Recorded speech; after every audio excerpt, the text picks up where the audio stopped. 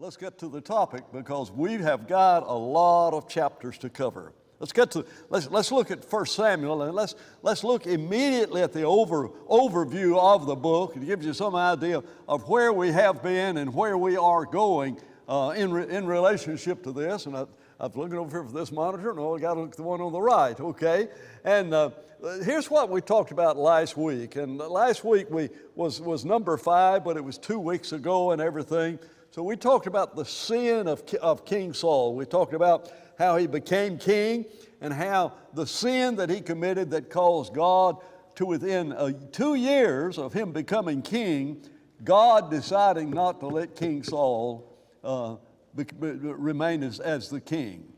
And that is remarkable in and of itself, because the rest of the book is of the next 38 years of the life of King Saul, and that's what we're trying to cover.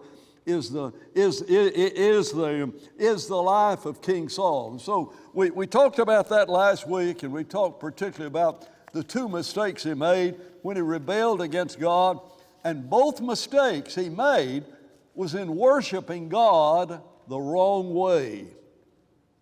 You've got to read 1 Samuel. You've got to read these events in the life of Saul. God said, I'm sorry I made that man to be king. Why? He doesn't want to do what I want him to do. And the evidence was in worship. That shows us we don't have a whole lot of leeway in worship. And that's what we tried to, and I would encourage you to sit down and read 1 Samuel. You'll be amazed at how many great lessons there are.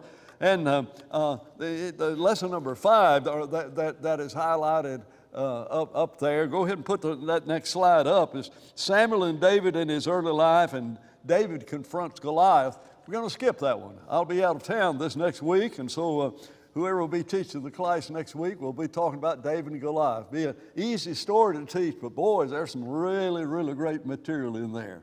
All right, let's get to where we are. You know about David killing Goliath, and so I'm assuming that you know about that. So you got King Saul, and he's an evil man as far as in so many ways. But he has an unbelievable problem, and that is his jealousy. Whenever David kills Goliath, he begins really to see David as the threat to his throne. And so when you get to chapter 17 and chapter 18, the statement is made that he kept his eye on David. I mean, he's a great warrior, and so he needs him in his army. He's a real young man, and I don't want to take any of the thunder from the lesson next week, but he is so talented that he becomes a great leader among the Jews. So what I want us to do tonight is to look at Saul's wrath and his many attempts to kill David. And so we've got a lot of chapters to go, and I've highlighted and written the chapters on the slides there. Chapter 18, look at that. And these are some of the points we'll look at in chapter 18, and we may not have time to look at all of these points. But immediately after David kills Goliath, there's a friendship between Jonathan and David. Now, who's Jonathan? Who's his daddy? All right, King Saul. King Saul's his daddy. Who's going to be the next king after King Saul? Oh, it's always David. It's David. And yet, we'll see tonight that that Jonathan says to David, I know you're going to be the next king. Why? Because the prophets had told King Saul, you've lost your kingdom. Your son is not going to be the king, not be the next king. And yet he says, when you are made to be king, I'm going to be your right-hand man. And so there is that friendship. There is that friendship that is spoken there. And in verse 1, that Jonathan was knit to the soul of David, and Jonathan loved him more than he did his own soul. And you look a little bit later down there, verse 3, because he loved him as he did his own soul. And sometimes you get into a Bible discussion with people that are pro-homosexual, and they say, see there, David was a homosexual. There's no indication of that, you know. Isn't brotherly love a godly trait? Isn't that what this is? There's no indication this is, this is homosexuality. He loved it. But if you want to read the Bible that way, I have a copy of a Bible that I got from a homosexual who died. I got some of his books and everything, and it's a homosexual Bible. Ready for it? You want to know what version it is? Any guesses? Queen James Version. And so you've got to look at that aspect of that, because they've taken every story in the Bible, and there's almost vulgarity in that version of the Bible. Judy won't let me put that Bible anywhere in the house. She said somebody will find it, and what on earth will they think about us? So I've got it hidden in a rather secure place. And so when I die, somebody's going to find the Queen James Version, and they'll say, why did my dad have this version of the Bible? Well, there's even a story behind how all of that came about. But Saul was jealous of David because David became such a great leader that the people rejoiced. And you begin reading that the women are dancing and joy and rejoicing. And Saul was very angry because of what the song was. He loved verse 1 of the song. Saul has killed his thousands. Wow, isn't that a great song for a king? Isn't that great? What a great man he is. Second verse, David has killed his 10,000s. And what you're going to see as you look through all of this, you're going to see this jealousy as it is stirred up, and as it is stirred up. Look down at verse 8. Saul was very angry, and the saying displeased him. They've ascribed to David 10,000, and maybe they've described only thousands. Now, what more can he have other than to have the kingdom? That's what he's going to get. But Saul, in his mind, says, I'm not going to let him have it. I'm going to do everything I can. And we're about to read and see how often he tried to kill, how often he tried to kill David. Look at verse 9. So Saul eyed David from that day forward. How would you express that in modern terminology? He eyed David. Yeah, this guy signed over here, and I don't know if he knows sign language. He did just like that. I'm keeping my eyes on you. And it is obvious that he did. And so Saul has a spirit that comes upon him. I strongly doubt this is demon possession, because the listening to soothing music would help in that situation. Demon possession is something far different from that. And so this is described that Saul had a distressing spirit from God, a melancholy feeling that is just turns bitter against those that are around you. I do not see this as being as demon possession, because it'd be the only time in the Bible you'd find out that demons like to hear harp music, or maybe they don't like to hear it. But isn't that what you sometimes do? Whenever you get depressed, don't you listen to music? I hope that you do. I'll tell you, if you're having a bad day, why don't you just start singing early in the day? Count your many blessings, name them one by one. It'll surprise you what the Lord has done, will it not? And so you've got this situation that is developing here in relationship to this. And verse 11 says, David is playing his harp and played music in his hand, and Saul cast the spear, for he said, I will pin David to the wall. David escaped from his presence twice. And that may be twice in this incident, though there's another instance that's mentioned later, and this twice here may involve this one plus the other one, but it could have been as many as 3 times. And so here's David, and he's come and he's made to be Saul's servant, and he's honored to be Saul's servant. And but what does Saul do? Well, verse 12, he's afraid of David because the Lord was with David, and the Lord had departed from Saul. Therefore Saul removed him from his presence and made him captain over 1,000. And so everywhere David goes out, he behaves himself wisely. You see that in verse 14? You know, how would you like to be Saul? Can you imagine nothing is going right in his life? I mean, he's really, really happy whenever this shepherd boy says, I'll go out and fight Goliath. And when he offers him, and Saul offers him the armament that Saul was to wear, they wouldn't fit David. You know, Saul was head and shoulders above everybody else. And so David went out, and Saul could have gone out, if he was the tallest Jew there was, could have gone out, but he didn't. He was afraid of him, and now he's got another problem. That is, it's not a Goliath. He's afraid. If I say a little short Jew, I don't mean that disrespectful at all, but isn't that descriptive? How tall is David? Well, biblical times, they were not all that tall. I mean, you know, 5'6" would have been an average height for many of the Jews. And so, what was it? Rick Hall, is Rick here tonight? Rick, you said something one time about King Saul, and you may not remember you said it. I will never forget you said, no, it wasn't King Saul, it's what you said about Samson. Samson is this guy who carries away the gates of the city and manifests all of that power. And I'll never forget. Why do we assume that Samson was like LeBron James? The miracle is even greater if he's 5'6". And that's when I made that's when you made that comment, and I thought, why am I not smart enough to figure that out? I mean, I just think that's an amazing type of thing if you begin to think about this. And so he's got his eye on him. And look in verse 16. All Israel and Judah loved David because he came out and went before him. And so Saul said to David, here's my older daughter. I'll give her to you for a wife.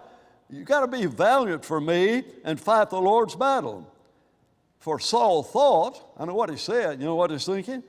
Let my hand not be against him, but let the Philistines kill him. So now, you know, there is this older daughter, Merab, and I'll give you to her as your wife. And David said to Saul, who am I? Listen to humility. Who am I, and what is my life or my father's family in Israel, that I should be the son-in-law to the king? And it happened at that time that Merab, Saul's daughter, should have been given to David, that he was given to Adriel, the Meholethite, as his wife. And so he didn't get this wife. And so there's the second daughter. Her name is Michal, and she loved David. So Saul says to him, I'll give him to her. He'll be a snare to him. The hand of the Philistines begin against him. He said, you'll be my daughter-in-law today. And so David says, look down at verse 25. Saul said, thus shall you say to David, the king does not desire any dowry at all. You don't have to buy her from me, but there is a price you need to pay. You need to bring 100 foreskins of the Philistines. The foreskin is that part of in circumcision that is cut off of the male's reproductive organ.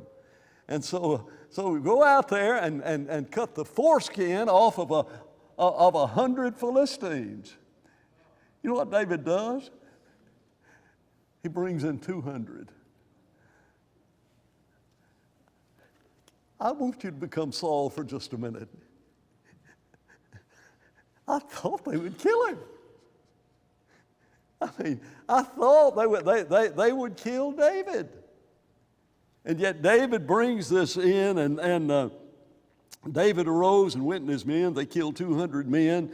They brought their foreskins and gave them in full court to the king, that he might become the king's son-in-law. And so Michal became the wife.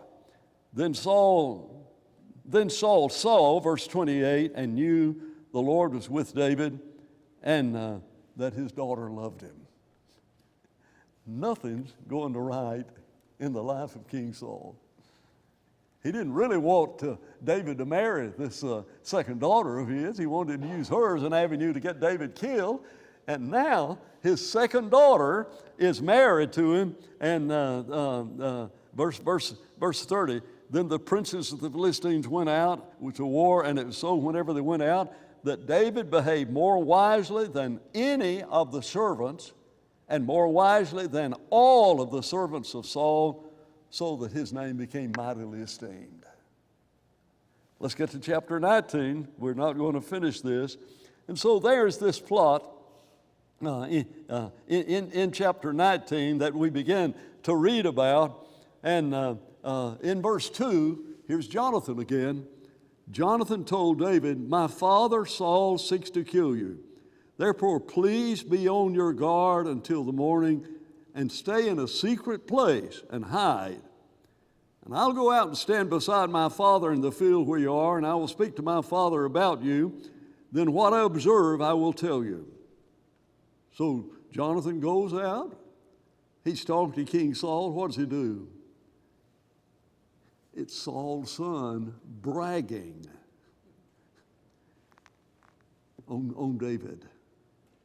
You having a bad day, King Saul? Oh, you better believe it. Now, it's not only my children that are singing, or not only the people that are singing the praises of David killing his 10,000, and those men who rejoiced when David brought in the foreskins, then he did it in the full court. I hope you saw that. And but now he says, Jonathan spoke well of David, and Saul said to him, let not the and said to him, this is words of Jonathan, let not the king sin against the servant, against David, because he's not done any wrong to you. Jonathan is a great, great man. If we have time in these studies, one night I want us to just sort of focus in on Jonathan and David, but lest we don't have time to, because we only have two or three other weeks to finish this entire book. I want us to just highlight this as we go through and to see that. And so then he says, David took his life in his hands and killed the Philistines. And the Lord brought a great deliverance for all Israel. You saw it and rejoiced. Why are you sinning against the innocent blood of David? That's an amazing thing. Saul heard the voice of David, and Saul swore, as the Lord lives, he shall not be killed. That's what he says today. You want to wait till tomorrow? You want to wait till he gets another spear in his hand, another javelin in his hand? Because it's about to come. But Jonathan called David, told him all of these things. So Jonathan brought David to King Saul, and he was in his presence as he had been in times in the past. There was war again.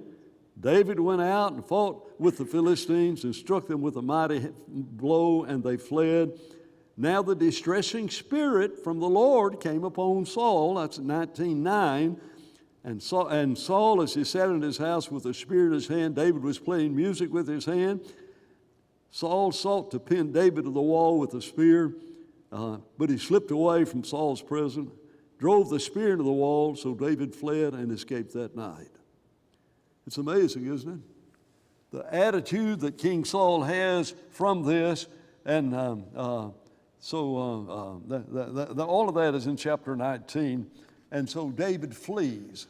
That's the last thing found in chapter 19. Let's go to chapter 20.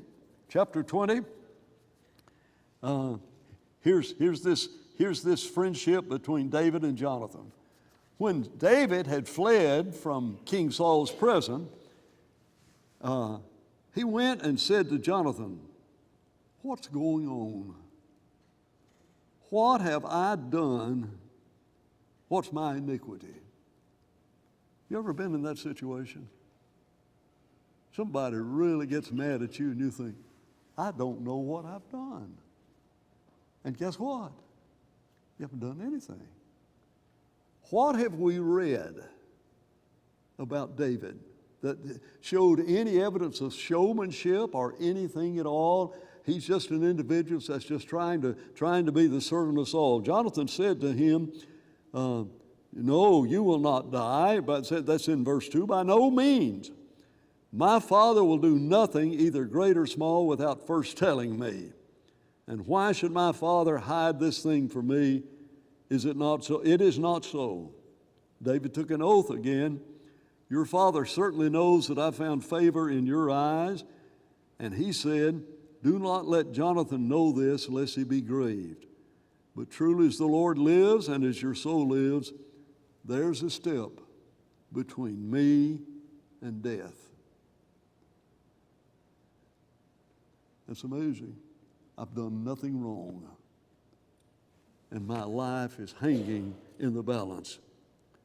Okay, so here's what David does. Says to Jonathan, tomorrow there'll be a feast day, and if your father misses David, then say, David earnestly sought permission to go home. He's been in the king's presence, and he sought permission to go home. If he says, it is well, then it's okay. He's not angry at me. But if he is very angry, surely this will be determined by him. Therefore, you shall deal kindly with your servant, for you've brought your covenant into a covenant of the Lord with you. Nevertheless, if there's iniquity in me, kill me yourself. If I'm worthy of death, Jonathan, go ahead and kill me. For why should you bring me to your father? David says to Jonathan, who will tell me or what your father might say? He says, go out into the field, and we'll go out there tomorrow. And if the Lord if my father shows kindness, I'll have a way to tell you that you can come back to the house, but the Lord may ask you to leave. Jonathan calls David to vow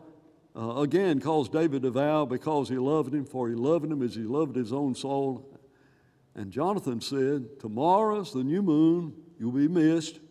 On the third day, I'm going to go out and practice shooting arrows. And I want to have some arrows in my hand. You see that rock down there? You hide behind that rock. I'm going to shoot some arrows. I'm going to shoot, I believe it says 3 arrows. And what I say about as my sword bearer, my servant goes looking for those arrows, if I'd say, come back this way. They're on this side of the rock. Come back this way. That's the message, David, for you to come home. But if I say to you, the arrows are beyond the rocks, then you need to get ready to flee. Imagine to be David for a minute waiting to see those arrows. And I suspect you saw the arrows coming. If you were a good warrior, you saw them coming in, and they didn't stop short. So after all of this, that young man is sent back to the house, and David flees. Where does he go? Well, let's get in chapter 21. In chapter 21, and that is the next slide. When David flees from Saul, he finds the high priest. His name is Ahimelech. He's the priest, at least, at the tabernacle. And he says to David, why are you alone? No one is with you. So David said to Ahimelech, the king has ordered me to do some business and said to me, do not let anyone know about the business where I've sent you and what I've commanded you, and I have directed my young men to such and such a place. Do you have any food that I could eat? What's that say? He's hungry. Can you imagine this young boy, great warrior, great leader, but he's not been able to find food? And Ahimelech says, we don't have any ordinary bread, but there is some bread that's been on the inside that temple in the holy place.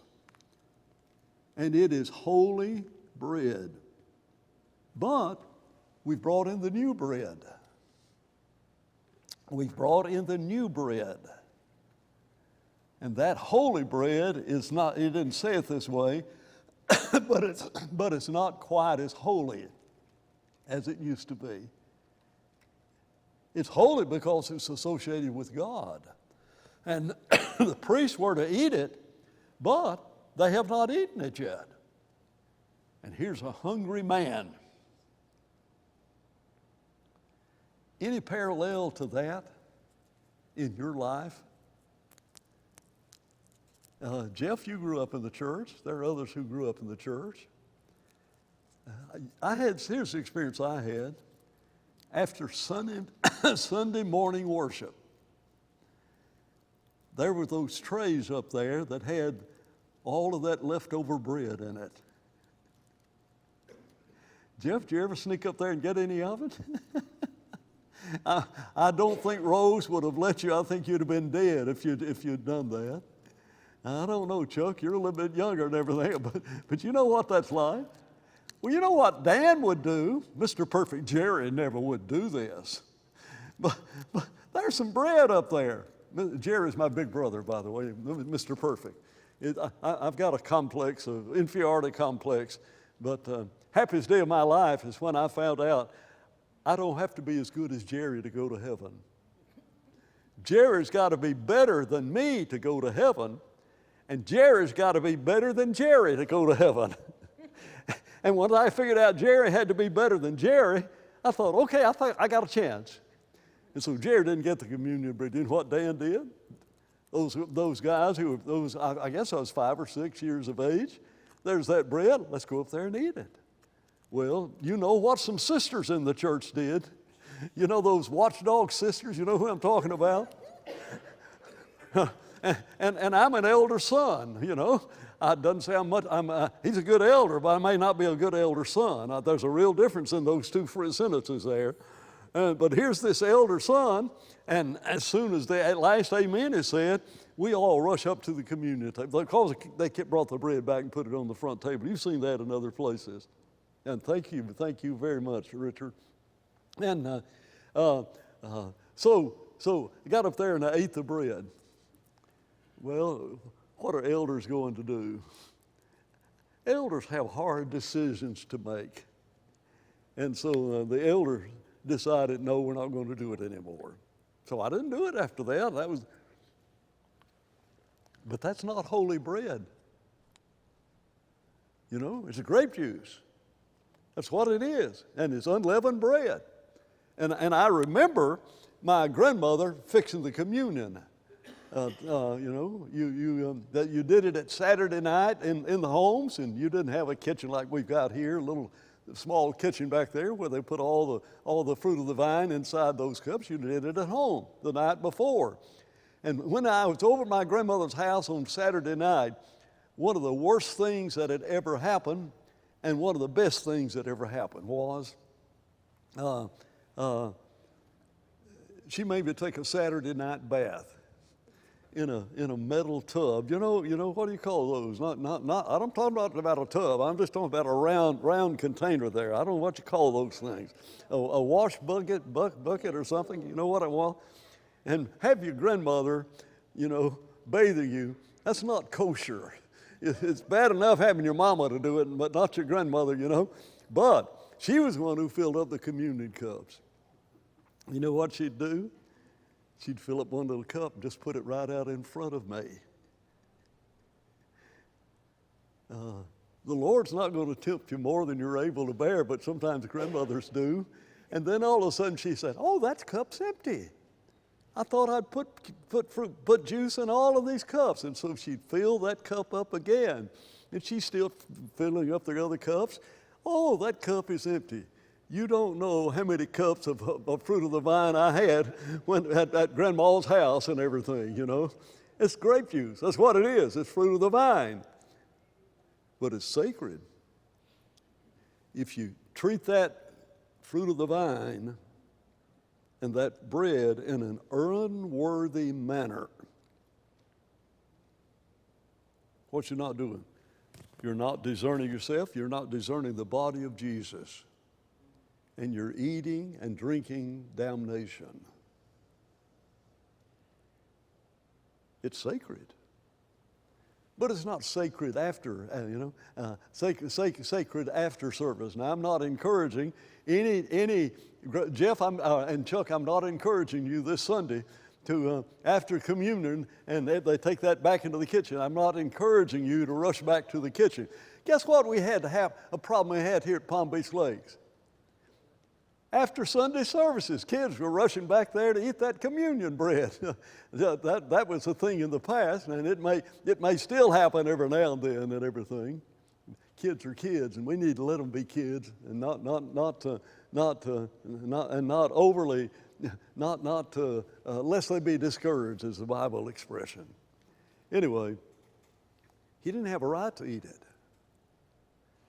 But the Lord and Jesus himself looks at this very incident and said, when they said, your disciples have violated the Sabbath, the holy Sabbath, because they're rubbing that grain in their hand. And he said, you need to go back and read David and Ahimelech and what David did. He ate bread that was not supposed to be for him, it was supposed to be for the priest. And then the Lord said, I will have mercy and not sacrifice. That's pretty good. That shows you how God longs for people to live right and do right. And the physical hunger that his disciples had was like the physical hunger that David did. And Jesus went back to this very story in the Old Testament. You know what Saul did? He tried to kill Ahimelech, and then finally Saul kills Ahimelech. Once he found he had kept David alive, he wanted David to starve to death. That's all in 27 and 28. Do we? I think I've got. Well, that's 22 and 23. I'm sorry. Let's look at 23.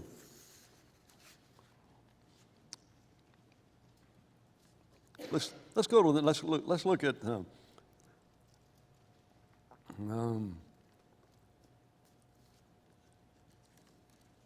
Yes. Let's look into. I don't have chapter 24 here. I don't know where it went. I've got chapter 25 there. Let's look at chapter 25. The prophet Samuel dies. Isn't that amazing? The prophet Samuel dies. How long has Samuel been in David's life? As long as David has existed, almost. As far as an adult, Saul anoints him to be king. And now he's not there anymore. This is a pretty terrible time. You've got King Saul, but until you get to chapter 25, you've got the prophet Samuel. So he dies in chapter 25, and I'm glad the Bible tells us what happened. Israel gathered themselves together and lamented for him. And we don't have time to look at this in chapter 25. We'll have to start here 2 weeks from now, because there's not a stopping place right here. Let's go back and see what I left out of 24. In chapter 24,